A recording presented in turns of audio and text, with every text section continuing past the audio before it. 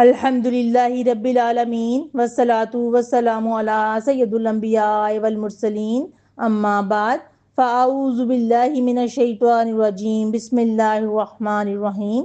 سورۃ البقرہ آیت نمبر 153۔ یا ایہا الذین آمنوا استعینوا بالصبر والصلاۃ ان اللہ مع الصابرین۔ ترجمہ: اے وہ لوگوں جو ایمان لائے ہو، صبر اور نماز کے ذریعے مدد حاصل کرو، بے شک اللہ صبر کرنے والوں کے ساتھ ہے۔ آج ہم قرآن مجید کی ایک بہت عظیم آیت پر بات کریں گے۔ یہ آیت ہر اس انسان کے لیے امید، طاقت اور سکون کا پیغام ہے جو زندگی میں پریشانی، غم، آزمائش یا مشکلات سے گزر رہا ہو۔ آپ سب جانتے ہیں کہ جنت کے حصول کا ذریعہ اعمال صالح ہیں۔ ایک ایک عمل 3 رخی ٹرائڈ پورا ہو گیا۔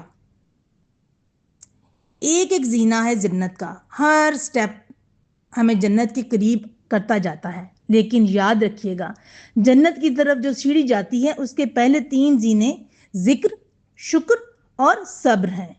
مسلمان اور مومن کے دل کے اندر جب شکر ہوگا تو زبان پر ذکر ہوگا اور جسم صابر ہوگا۔ یہ ابتدائی 3 زینے جب مسلمان طے کر لے گا تو پھر اعمال صالح کی سیڑھی پر چڑھنا اس کے لیے آسان ہو جائے گا۔ مجھے بتائیں کہ اگر آپ کسی سیڑھی کے پہلے 3 زینے طے نہ کریں تو کیا چوتھے زینے پر پاؤں رکھا جا سکتا ہے؟ نہیں رکھا جا سکتا نا۔ بالکل اسی طرح دین اسلام میں اعمال صالح کا معاملہ ہے۔ یاد رکھیے گا، یہ تینوں ذکر، شکر اور صبر آپس میں گتھے ہوئے ہیں، ملے ہوئے ہیں۔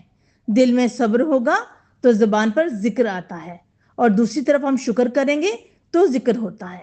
یہ تینوں چیزیں آپس میں انٹریکیٹڈ ریلیٹڈ ہیں۔ ذکر کرتے ہیں تو شکر کرنے لگتے ہیں، شکر کرتے ہیں تو صبر ہوتا ہے۔ ان تینوں میں سے کون سا عمل پہلے کیا جائے؟ سب سے اہم کون سا ہے؟ اللہ کی ترتیب دیکھ لیں، پہلے ذکر ہے، پھر شکر ہے اور پھر صبر ہے۔ اسی ترتیب کو ذہن میں رکھا جائے، یہ تینوں کتنے اہم ہیں۔ حضرت ثوبان رضی اللہ تعالیٰ عنہ کہتے ہیں کہ جب یہ آیت نازل ہوئی سورۃ توبہ کی آیت نمبر 34 کہ اور جو لوگ سونے چاندی کا خزانہ رکھتے ہیں اور اسے اللہ کی راہ میں خرچ نہیں کرتے، انہیں دردناک عذاب کی خوشخبری سنا دیجیے۔ جب یہ نازل ہوئی تو کہتے ہیں اس وقت ہم نبی صلی اللہ علیہ وسلم کے ساتھ ایک سفر میں تھے۔ آپ صلی اللہ علیہ وسلم کے بعد صحابہ نے کہا، سونے اور چاندی کے بارے میں تو آیت نازل ہو گئی، کاش ہم جان لیں کون سا مال بہتر ہے تاکہ ہم اسے حاصل کریں۔ تو نبی صلی اللہ علیہ وسلم نے کیا فرمایا؟ یہ ترمذی اور ابن ماجہ میں حدیث ہے۔ نبی صلی اللہ علیہ وسلم نے فرمایا، سب سے افضل مال ذکر کرنے والی زبان، شکر گزار دل اور اس کی بیوی ایسی مومنہ عورت ہو جو اس کے ایمان کو پختہ تر بنانے میں مددگار ہو۔ اے اللہ ہمیں اور ہماری اولادوں کو ان تینوں نعمتوں سے مالا مال فرما دے، آمین۔ نبی کریم صلی اللہ علیہ وسلم نے ہمیں ذکر، شکر، صبر کی دعائیں بھی سکھائی ہیں۔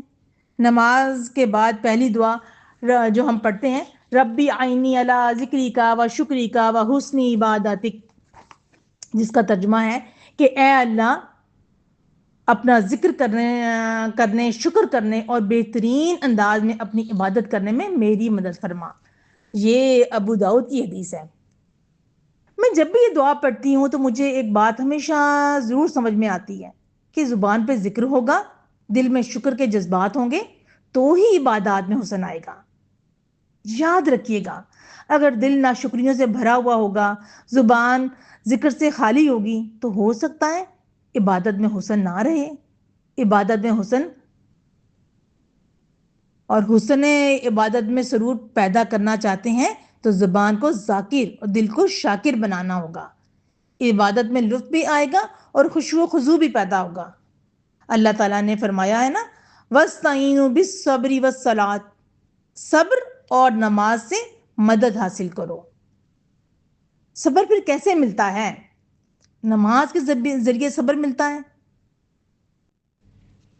نماز ذکر الہی کا بہترین ذریعہ ہے، گویا صبر اور ذکر کا چولی دامن کا ساتھ ہے۔ صبر کا مطلب کیا ہے؟ صبر سے مراد جمے رہنا، رکے رہنا، ڈٹے رہنا، قائم رہنا۔ کس چیز پر؟ اللہ کی اطاعت پر۔ صبر دنیاوی تکلیفوں اور جسمانی تکلیفوں پر بھی ہے، لیکن وہ صبر جس کی تاکید قرآن فرماتا ہے وہ دین کے راستے پر آنے والی مشکلوں پر صبر کرنا ہے۔ مطلب کیا ہے؟ مطلب یہ کہ جب تم اللہ کے دین کے علم کو حاصل کرنے سیکھنے سکھانے لگو گے، جب تم اللہ کے احکامات پر عمل کرنے لگو گے تو تمہیں مشکلات پیش آئیں گی۔ اللہ تعالیٰ آگے ذکر کریں گے کہ آزمائش تم پر آئے گی ہی آئے گی۔ دین کے راستے پر چلتے ہو، تم آمنا یعنی ہم ایمان لائے کہو گے تو کسی نہ کسی شکل میں آزمائشیں آئیں گی۔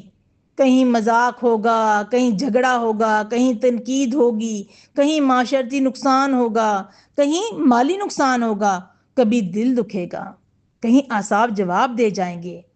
نقصان ہوں گے ہی ہوں گے، تکلیفیں برداشت کرنی پڑیں گی، آزمائشیں آئیں گی، کبھی روحانی، کبھی جسمانی، کبھی مالی، کبھی معاشرتی۔ تو جب بھی تکلیف آئے، جس وقت آزمائش آئے، تو ٹینشن، پریشانی، گھبراہٹ کا شکار نہیں ہونا، اللہ کی اطاعت کو چھوڑ نہیں دینا، اللہ کی فرما برداری کو ترک نہیں کرنا، پریشانی میں اللہ کی اطاعت نہیں چھوڑنی،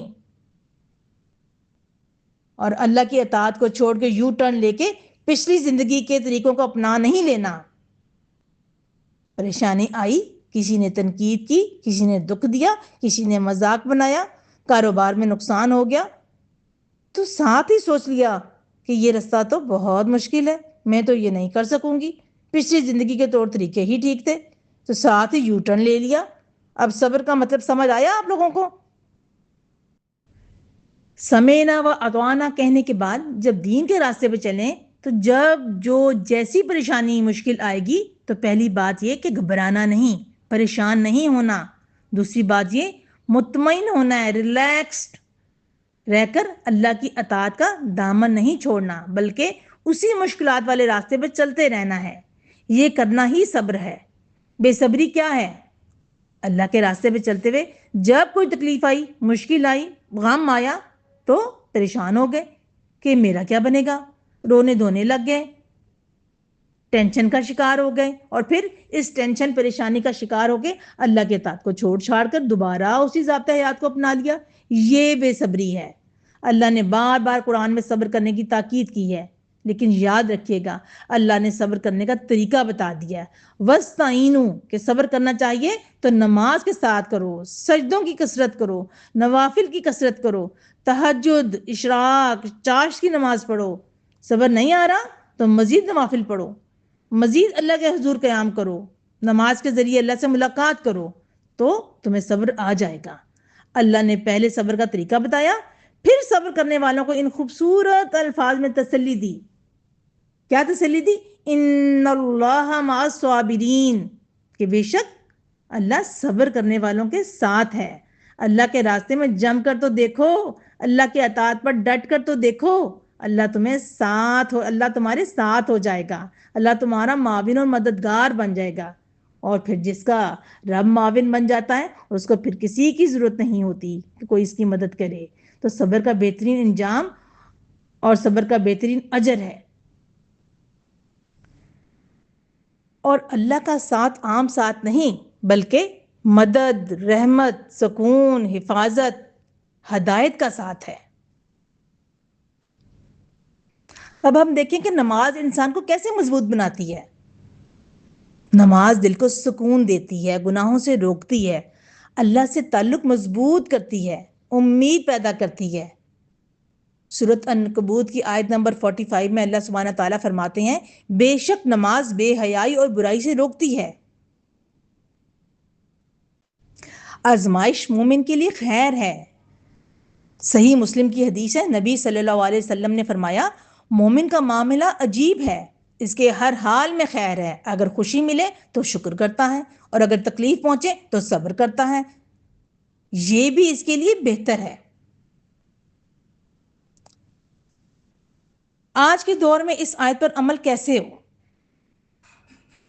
اگر گھریلو پریشانی ہو صبر کریں، نماز کی پابندی کریں، اگر اولاد کی فکر ہو اللہ سے دعا کریں، تہجد پڑھیں، اگر رزق کی تنگی ہو نماز اور استغفار کو مضبوط کریں، اگر دل پریشان ہو تو قرآن کی تلاوت کریں۔